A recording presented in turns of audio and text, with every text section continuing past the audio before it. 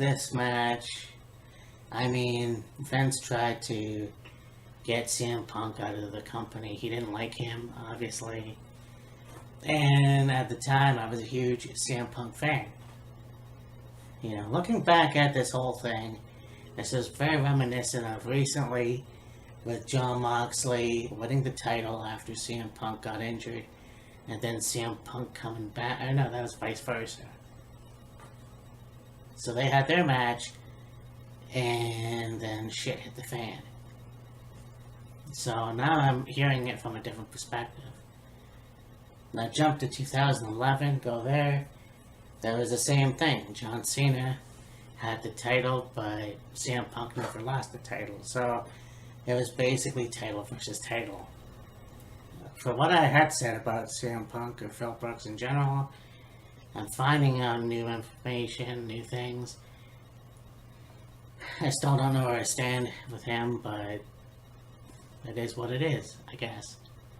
But this was a good show all around. Me, Matt here. Good, Kyle. You know what time it is.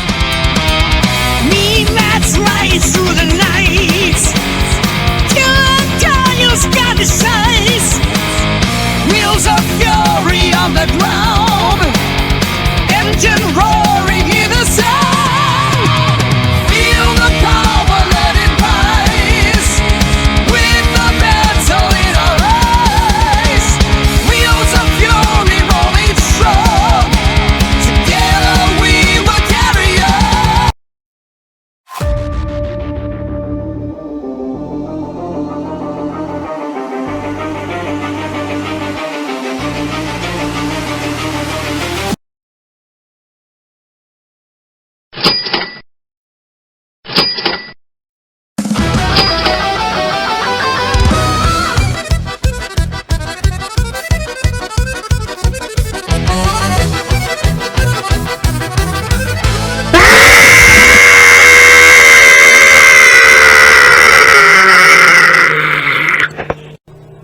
And let that set the tone for this video. Hey, me, Matt here. This is Killer Kyle. And welcome to another episode of Wheels of Fury. And the second installment of Look Back at 2011. Yeah, went in the back, 2011. We went on YouTube to find highlights or whatever of the show to kind of refresh our memory about it, because this was friggin' 15 years ago. Yeah, And so they had a few matches, but for the most part it was some promos, some stuff from other Money in the Bank matches, ladder matches, and this, that, and the other, reviews and whatnot. So usually you can find highlights of the full show, but for some reason Money in the Bank 2011 wasn't there. But we did find separate matches, so we just watched those. and then the rest of the card we can probably go off memory. Yeah, We'll see. I mean, 2011, besides a few things, I think in WWE, even TNA, were pretty cool. Yeah. And definitely memorable for a lot of reasons that we won't get into, but Yeah. this was a fairly good show. And yeah, it's very exciting, obviously, and let's get on it. Yeah. It was a tag match. You had Santino Marella and Vladimir Kozlov take on a couple members of the new Nexus, David Otunga and Michael McGillicuddy. Yeah, Now, of course, Michael McGillicuddy would later go on to become Curtis Axel, yep. and, well, he didn't last very long. Right, he did not last long wrestling. He's still an agent. I think Joe Heading could have had a better career in WWE. Yeah. I mean, they did give him the Intercontinental title on Father's Day, which is definitely fitting. But, Very fitting indeed. and of course, David Otunga has his own YouTube channel and Yeah. whatever. But the team of Vladimir Kozlov and Santino Marella, We're funny as hell. yeah, And I mean, Vladimir played it so straight, but the comedy chops he had. Like, Vladimir, trying to be the straight-laced, serious Russian that he was. Right? And then, Santino, of course, the comedy act. And even today, still a great comedy act. Yes. Yeah, even though Vladimir was, this big, brooding, straight-laced, serious Russian, him and Santino together, and to not really bring it, but for him to have that comedic side and the comedic timing as well, made them work so well together. Yeah.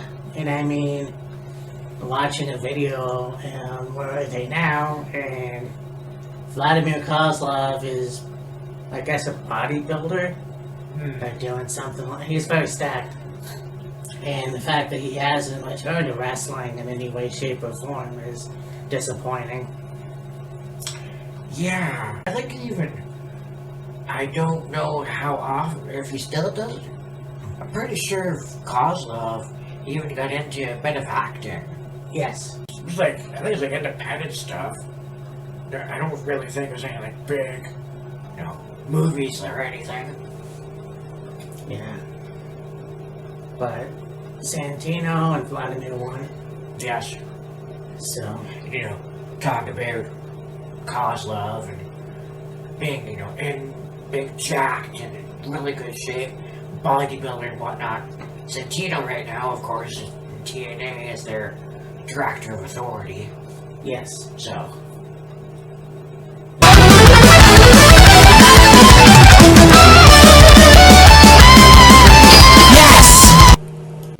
Yes! Yes! With the Yeah. in the bank, got Daniel Bryan, Wade Barrett, Cody Rhodes, Heath Slater, Justin Gabriel, Kane, Sin Cara, and Sheamus. Yeah. And it's like a who's who right now. So we got Cody in WWE right now. Yeah. Barrett doing commentary on SmackDown. Bryan's doing commentary on AEW for Dynamite. Heath Slater, I think he may be wrestling independently, maybe? I'm not sure. Justin Gabriel, he had quite a run in WWE. He wrestled in Lucha Underground. He wrestled in, I believe, TNA as well. And I had seen something, I think he maybe... You can look it up. I think he's homeless or something. Oh. Of course, I think. Kane, of course, is currently the mayor of Knox County, Tennessee.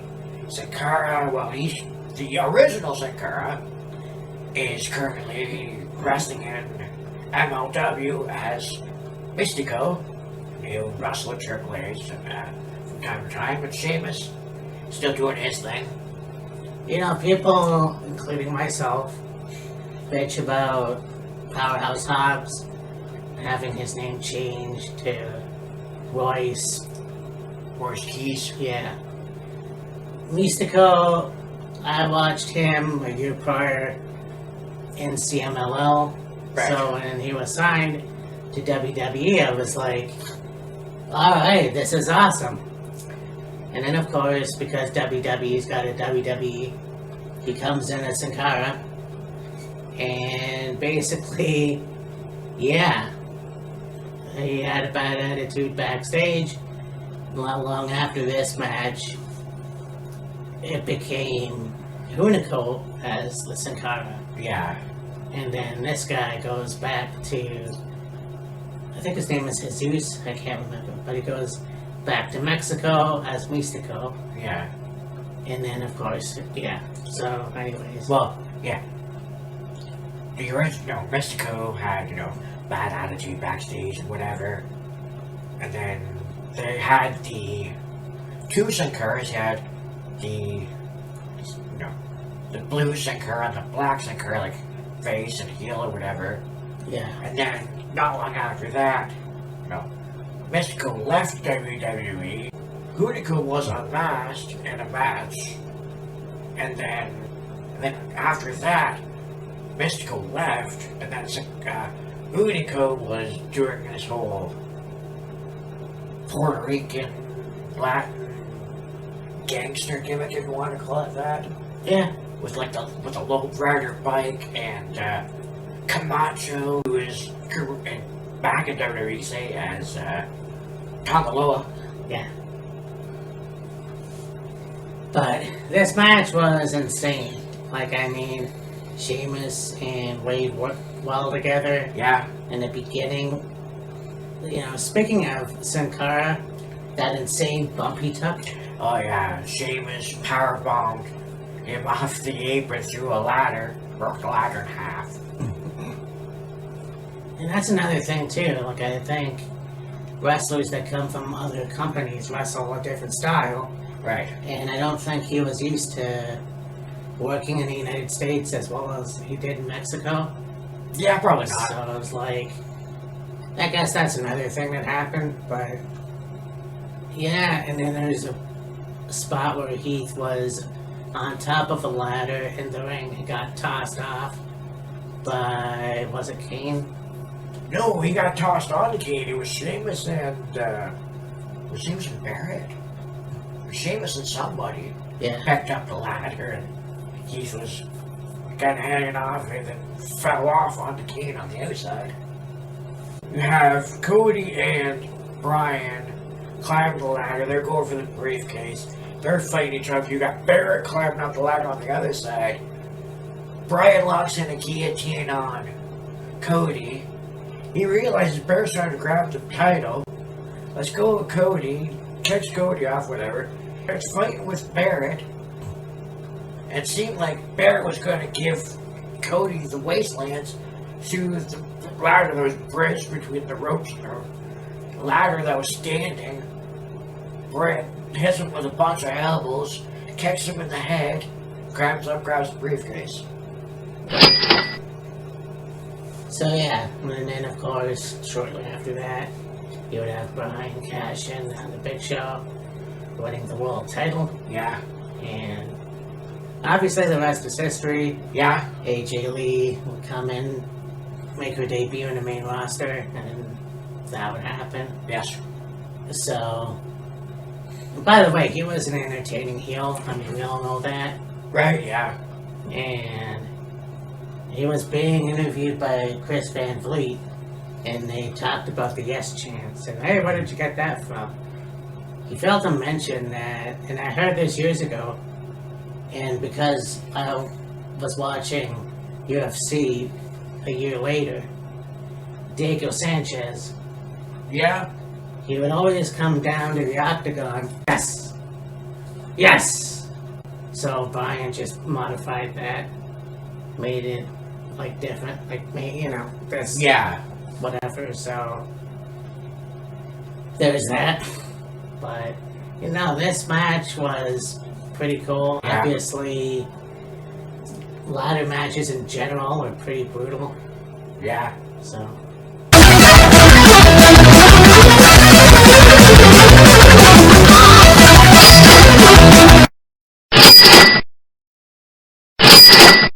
And we got this title on the line, yes. This was that era. Mm-hmm. Kelly taking on Brie Bella. Yeah, you got Eve Torres in Kelly's corner, and of course, Nikki and Bree's corner. Couldn't find this match anywhere, but obviously it would be a short fucking match. Yeah, about 5 minutes. So, I mean, the Bella twins are pretty good in the ring. Obviously, Oh, yeah. they get a lot of flack. Okay, maybe not as the total divas women, and it's like they can go in the ring. Yeah. I think Kelly, to her credit, is also a good wrestler. Eve Torres, Was a fairly good wrestler as well. yeah. And speaking of MMA, married into the Royce family, or Yeah. Eve Torres is married One of the Gracie's, yeah. I think it was, and no. One of the Gracie's, anyways. Yeah. Anyways. This match was it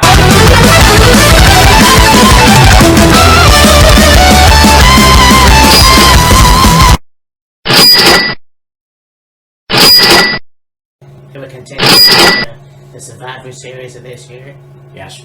Got Mark Henry versus the Big Show. Right, yes. And, I mean, obviously, these two work well together. They're Oh, best yeah. friends in real life, Yes. so... Obviously, but I kind of forgot how agile Big Show was, even in WWE. Yeah, I mean, he didn't do as much agile stuff as he did, you know, in WCW, of course. In WCW, he was a lot younger and a lot smaller. Yeah. But yeah, Big Show could pull off some agile stuff. And, you know, yes, they're best friends in real life. We got two big dudes like that are willing to essentially beat the shit out of each other. Pretty much, yeah. Put on an entertaining match. I mean, yeah, it wasn't, you know, an overly long match. At the same time, though, it was like, you know, just two big dudes brawling, beating the hell out of each other, and just entertaining. As Simon Miller would say, big men slapping man meat. And yeah, Big Show got his ankle or his knee hurt in the match. Yeah, Mark Henry drop kicked the stairs into Big Show's knee, and then Mark chop blocked him from behind, and you know they continued on. At one point, you have Big Show come off the second rope like a clothesline, or I think it was a clothesline. It's like, man, don't see Big Show come off the top rope very much. Well, in WWE, anyways. Yeah, they would have a match. I can't remember what pay-per-view it was, but it was the second time the ring collapsed. Yes. And then, of course, their match at the Survivor Series. That match was fucking awesome. Yes. I just feel like these two, if they were allowed, obviously, could still go in the ring. Yeah.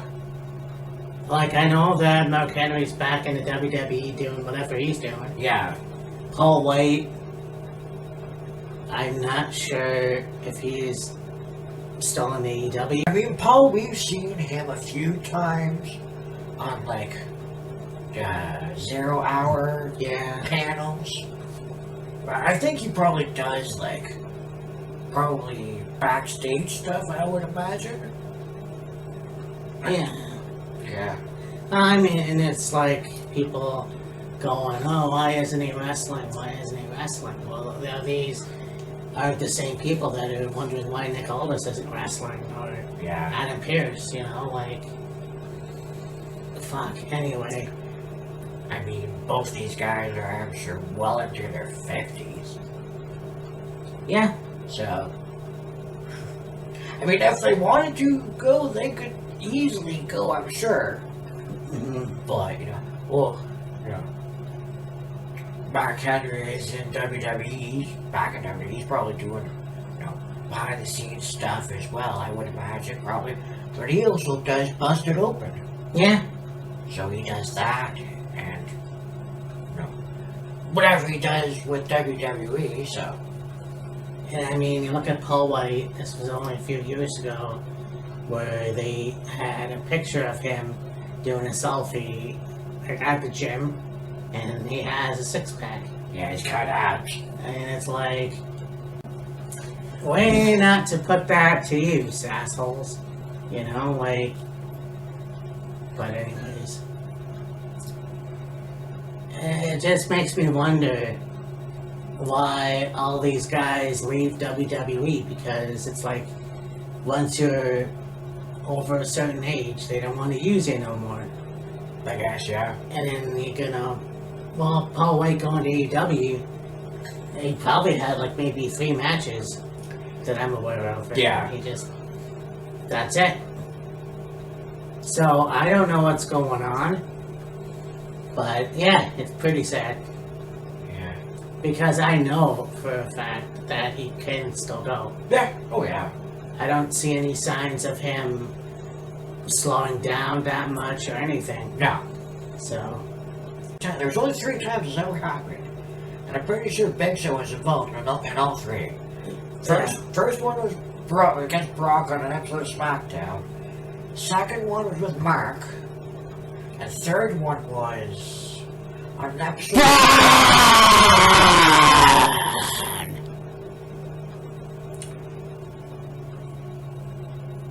Was it Sheamus, or was it? Right, but the same thing. I still remember it too. Come off the top rope, ring collapses, and John Cohen was the referee, and he fucking ass over tea kettle, spilled over to the floor. yeah, it was poor refs. Anyway,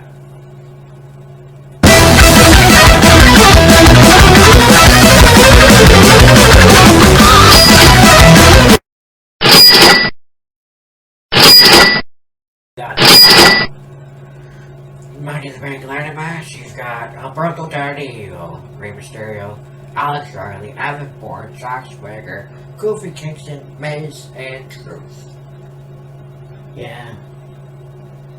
Yeah, out of all those, well, actually, that's not true. Kofi Kingston is still there, but he also got The Miz and R-Truth. Kofi, Miz, Truth.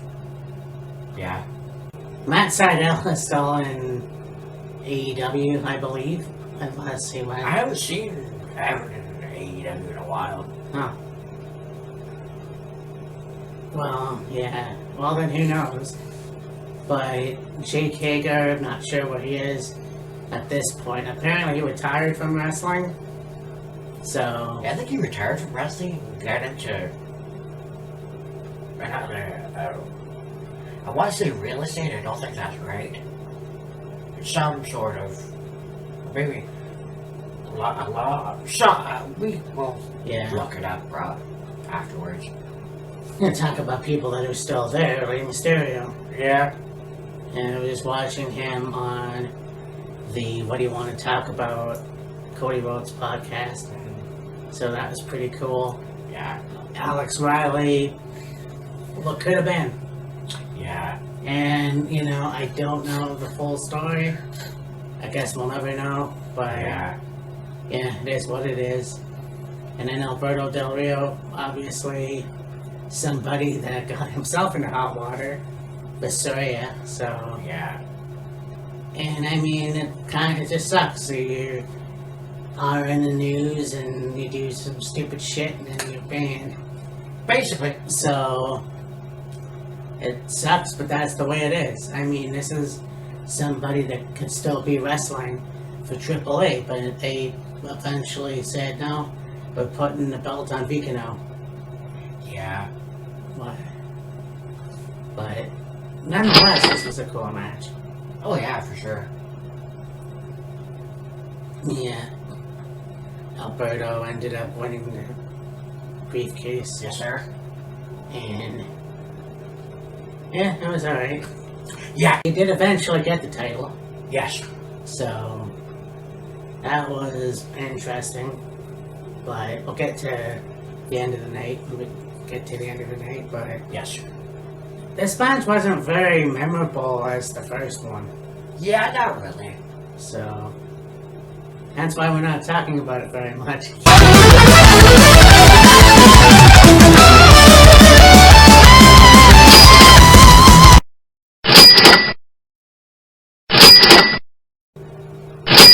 Now we have a match for the World Heavyweight title, and we've got Christian versus Randy Orton.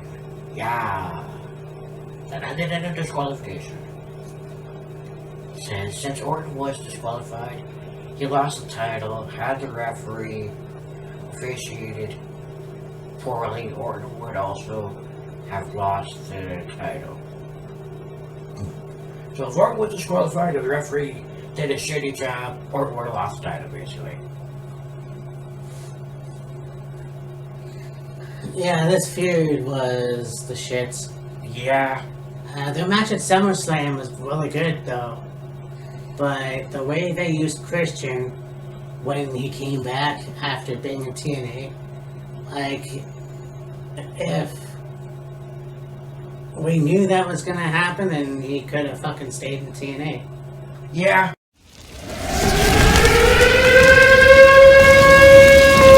Like, they did not use him properly at all. And then this whole fucking, you know, and that's what really got me was, okay, we're gonna make him a face, and then we're gonna have him finally get the world title, and then we're gonna have Randy Orton as your champion. And the rumor was, hey, Randy wanted to bitch because he didn't want to be on SmackDown, so we're gonna give him the world title. But that's not the case. That was never the case. The fact is, Vince hated Christian. He wanted to put a blue dot on Christian's face and hide it because apparently he's an ugly motherfucker. But the fact is that Christian didn't have a fair chance. He had a great wrestling career in WWE back in 2002. Go all the way to the Brood, and then go all the way here. He comes back to from TNA, because he wanted to get a fair chance. He was the world champion, and then, you know, he lost the belt, and he got that stupid fucking one more match, and then, you know, the rest is history. It was stupid, it was bullshit, and that's not enough happened. Like, was he that bad? I just don't understand what the problem was. Yeah, I don't get it either. It just boggles my mind how... Christian was that hated by Vince? Yeah, exactly. And I mean, we'll get to the next match when we get to the next match, but it's like, Christian could have been something. Yeah, he was the WWECW champion. He was the Intercontinental champion, the European champion, tag team champion. He had the world title twice, but all that didn't matter because of a fucking stupid gimmick. Because we had to have Randy Orton with the title.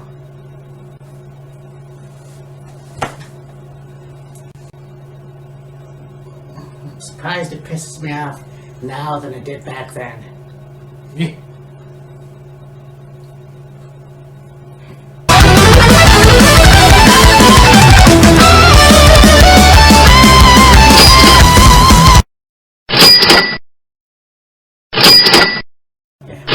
Championship time. CM Punk, the hometown boy, against John Cena. Yes, this took place in Chicago. The Bears! Go Bears!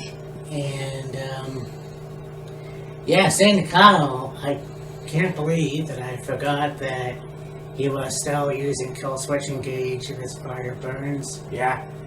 So, yeah, watching that now, it's like that didn't really fit. Yeah. But these two guys were perfect dance partners. Oh, for each yeah. other. They could go. Oh, yeah. No, they never, in all their matches, Had a shitty match? yeah. Stunk? They were, oh yeah, they had great matches against each other. Look at any feud. You can always pick out a match you didn't like.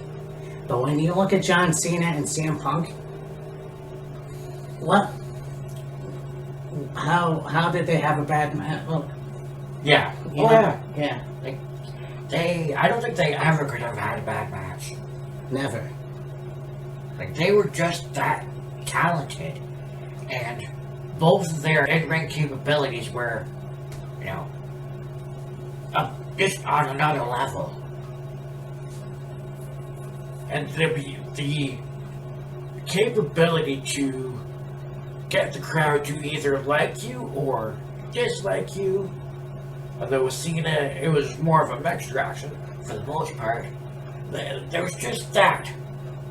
You know, it was in Chicago. Everybody loves Punk. There was a lot of people that didn't like Cena, although Cena still also had his fans. And, the championship dynamic, and, this was when, Punk wasn't going to sign another contract with WWE. And if he won the title, he was taking the title with them. Yeah. And there was also, I think, Vince putting pressure on Cena, where if Cena lost, Vince would fire him. Yeah. And I remember we watched CM Punk's little documentary or DVD, whatever it was. This was a while ago, and they talked about this. And after Punk,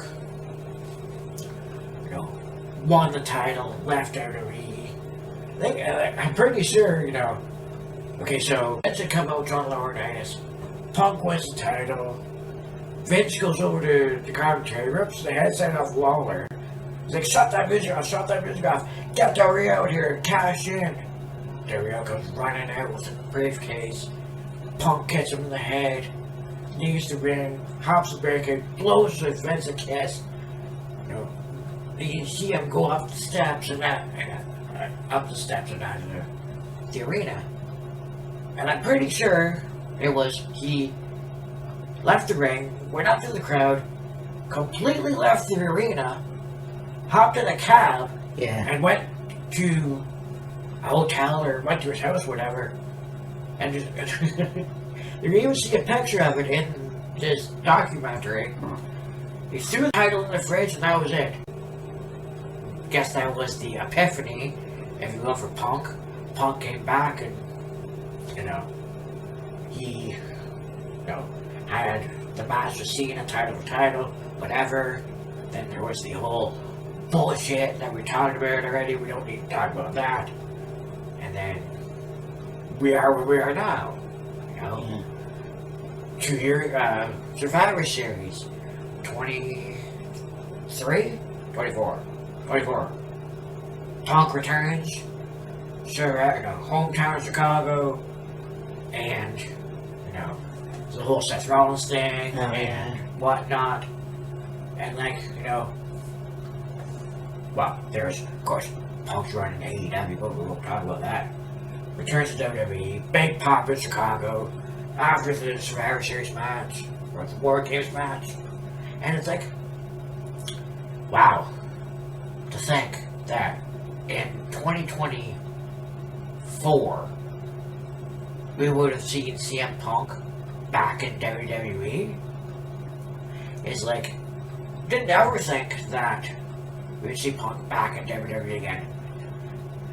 I think, though, with everything that went down with Vince, and then, Triple H being in charge, and then I think Punk and Triple H had a conversation, and it was like, this was, 2011, times have changed, we're different people, different men, let's do business, and, Punk's the world champion right now. Yeah. And good on Phil for, growing up, maturing. That's the word. Yeah. I feel like, both him and Paul matured over the years to the point where it's like, okay, we're gonna do business, we're gonna man up, and we're gonna work well together. And honestly, I watched this week's Raw, and just a different person than 2011, Yeah. I feel like that's kind of, okay, we're gonna have fun now. Yeah. I want to say a part of it is because Tony Khan doesn't know his head from a hole in the ground, but anyways, I feel like that's cool. And who knows what's going to happen in the next couple of years, because Phil's, CM Punk is 47. Yeah. Going on 48, so it's like, how many more years does he have left in the tank? True. I mean, there's a rumor that he's gonna retire this year, but who knows? Yeah. And I also saw, I wish I would have read the article, I don't know if there was one, but there was a point where Punk and Cena buried the hatchet. I Right. don't know what the argument was about, or whatever they had. Yeah. So, but no, there is definitely high respect for, like, on both ends. Oh, absolutely. Absolutely. But yeah, this was a good show. And I mean, when you look at where they were for the rest of 2011, Yeah. it was like, holy shit, man. Yeah. That's for sure. That whole year of 2011 was quite a ride. Yeah. And, I mean, a lot of ups and downs for me personally, but Yeah. it was also a good time to be a fan of WWE, Yeah. in my opinion, anyways. Yeah, that's true. 2011. This was in July of 2011. It was the 17th, so just a few days after my birthday. I had already been living here for a year at that, well, coming up on a year at that point. Yeah, and speaking of that, next month, yes, is going to be 10 years that I've lived in this building as well, so Right. that's pretty fast, Yeah, exactly.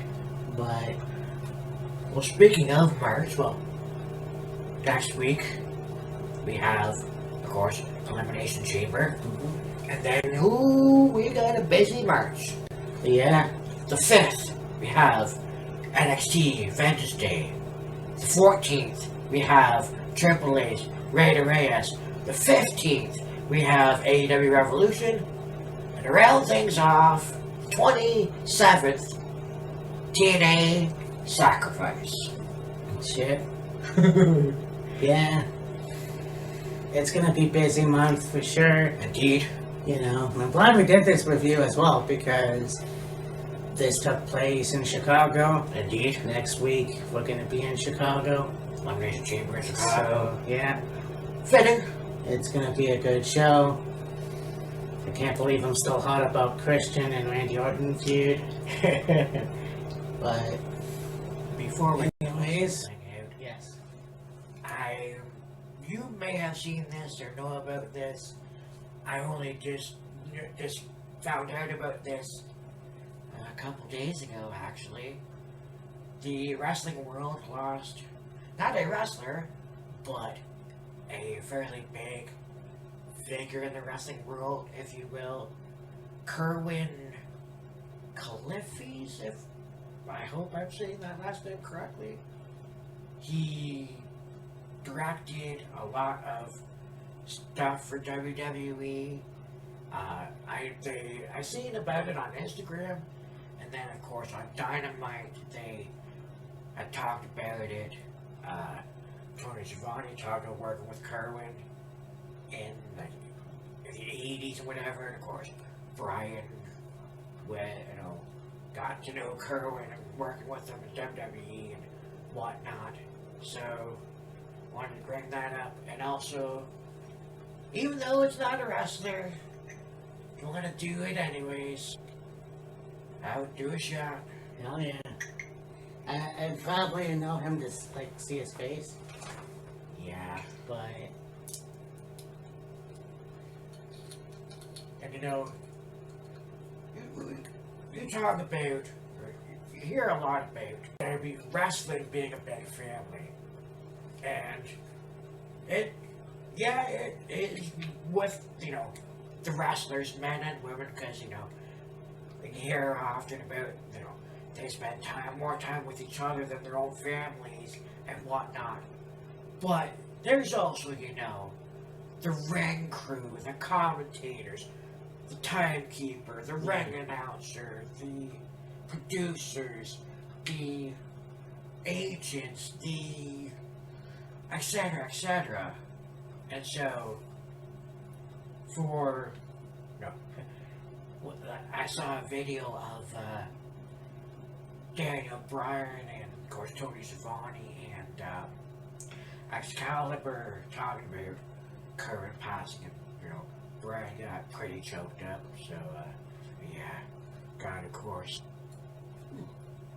Johnny Walker, right label. There's not much of this left, but it's alright. It's true. I mean, when you work together with somebody for as many years or even decades, you are family. Oh yeah, absolutely. 100%. I want to say, here's to Kerwin. Thank you for your contributions to the wrestling business. Yeah. I'm not exactly sure for how many years. It was probably a good 30 plus. And, thoughts, of course, friends, family, colleagues, co-workers.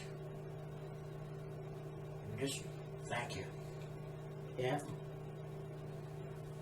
You'll be missed. Indeed. Let's go, yeah.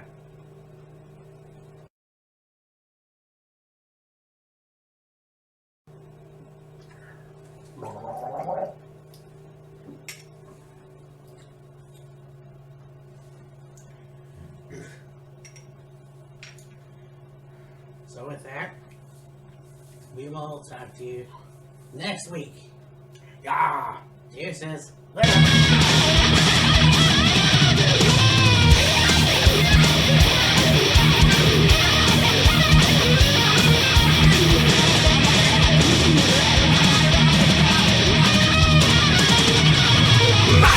hard, it's a brawling spree.